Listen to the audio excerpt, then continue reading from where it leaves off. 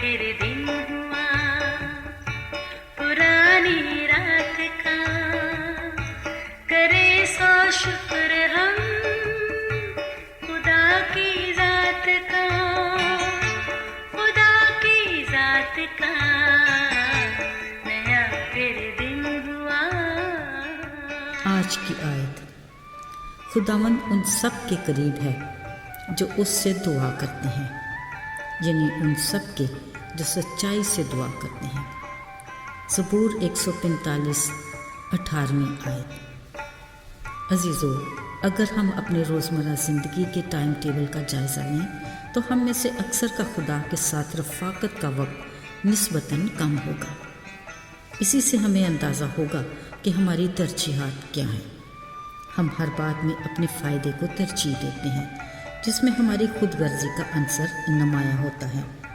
हम अहमियत भी उन दोस्तों और अजीज़ों को देते हैं जिससे हमारी ज़ात को फ़ायदा हो। हम अपने ज़रूरी कामों को छोड़कर अपना कीमती वक्त भी उनकी रफ़ाकत में गुजार देते हैं। इसमें कोई दो राय नहीं कि ज़िंदगी के किसी मोड़ पर जब हमें अपने वक्त के ज़िया और बेफ़ायदा रफ़ाकत का अंदाज़ा हो जाता है, तब वक्त गुज़र चुका होता है। अजीज़ों, हर एक की ज़िंदगी में रिश्ते नातों और दोस्ती की अपनी अहमियत है, मगर खुदा की ज़ात एक ऐसा रिश्ता है जिसमें किसी भी तरह शकूक व शुबात की गुंजाइश नहीं। बतौर दोस्त वो बेगर्ज और मुखलिस है, बतौर बाप वो शफीक और मेहरबान है।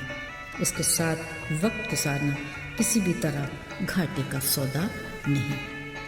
अगर हम सच्चे दिल से उसकी रफ़ाकत और शराकत में रहें तो वो अपने कलाम के ज़रिए हमसे बात करता है। वो चाहता है कि हम उसके कलाम की अज़मत को पूरे दिल से कबूल करें, क्योंकि वो अपने कलाम को अपने हर नाम से बढ़कर अज़मत देता है। यही वो कलाम है जो हमें हर तरह की बदी और गुनाह से पाक साफ करके शिफा देता है। यही कलाम हमारे ईमान की बुनियाद है। खुदा ने अपने कलाम में फरमाया, ईमान सुनने से पैदा होता है और सुनना खुदा के कलाम से। ईमान की मजबूती के लिए खुदा के कलाम को सुनना, यानी खुदा बाप की बातों को सुनना किस कदर ज़रूरी है।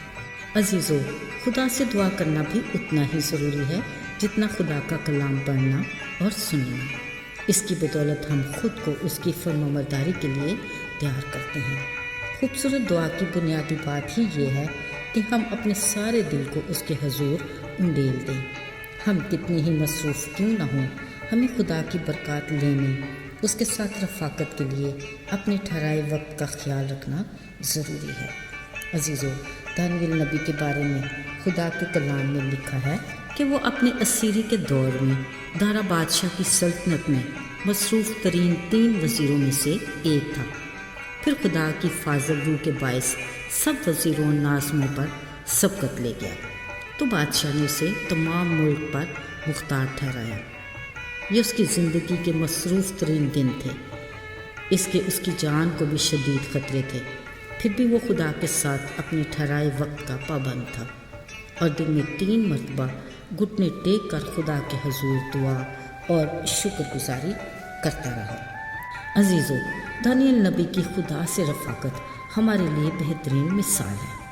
खुदा ने न सिर्फ उसे ख़तरों से बचाया बल्कि सरफराजी भी अता की। याद रहे, वही दानियल का खुदा आज हमारे साथ भी है। अगर हम उसकी मर्ज़ी को जान जाएं तो हम उसकी पहचान में आगे बढ़ सकते हैं। फ़कत उसी की रफ़ाकत में हमारी रूहानी ज़िंदगी मजबूत हो सकती है। लाज़र और मर्था की बहन मरियम हमेशा यीशु के कदमों में बैठकर उसकी बातें सुनती और अपना ज़्यादा वक्त उसकी रफ़ाकत में गुजारती। यीशु ने उसके बारे में कहा, मरियम ने वो अच्छा हिस्सा चुन लिया है जो उससे छीना ना जाएगा।